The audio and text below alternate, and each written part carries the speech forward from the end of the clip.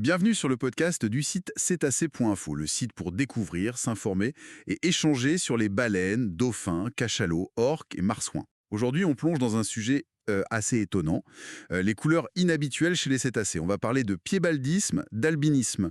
Pour ça, on accueille notre experte. Bonjour.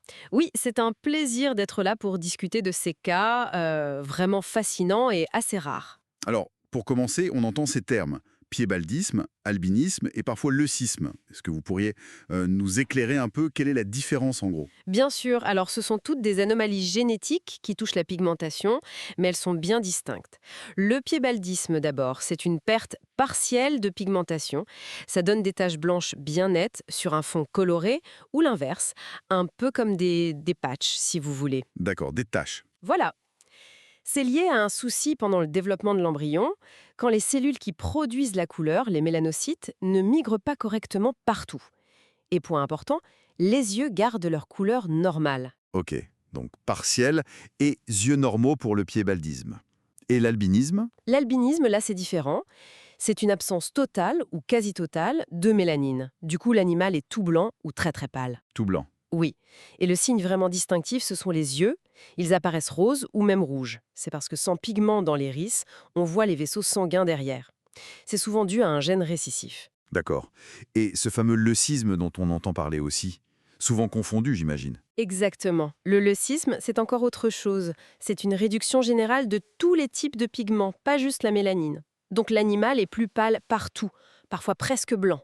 Mais comme pour le piébaldisme, les yeux gardent leur couleur normale. C'est ça la clé pour ne pas confondre avec l'albinisme. Et d'ailleurs, il semble un peu plus fréquent que l'albinisme. Mhm.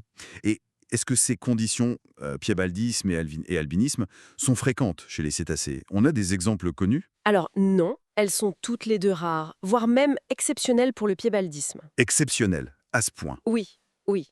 Pour le piébaldisme, on parle d'environ 24 cas individuels recensés dans le monde entier.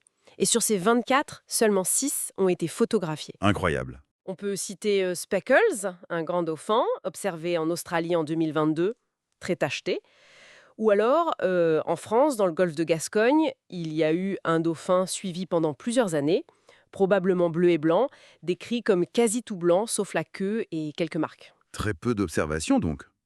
Et l'albinisme, c'est aussi rare? C'est rare aussi, mais disons un peu moins exceptionnel que le piébaldisme.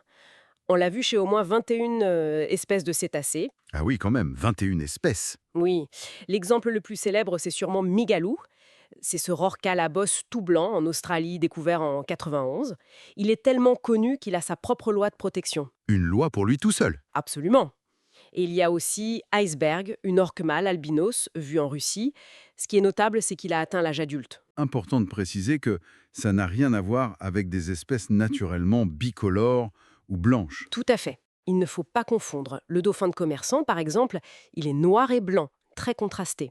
On l'appelle parfois dauphin-pied, mais c'est sa couleur normale, naturelle. D'accord. Et le beluga adulte aussi est blanc, mais là c'est une adaptation à l'Arctique, ce n'est ni de l'albinisme ni du leucisme. J'imagine qu'être aussi visible, blanc ou tacheté dans l'océan, ça doit poser quelques soucis pour survivre, non? Ben oui, clairement. Les défis sont importants. D'abord, une visibilité beaucoup plus grande pour les prédateurs, évidemment, et peut-être aussi pour chasser leurs proies. Le camouflage ne fonctionne plus. Exactement.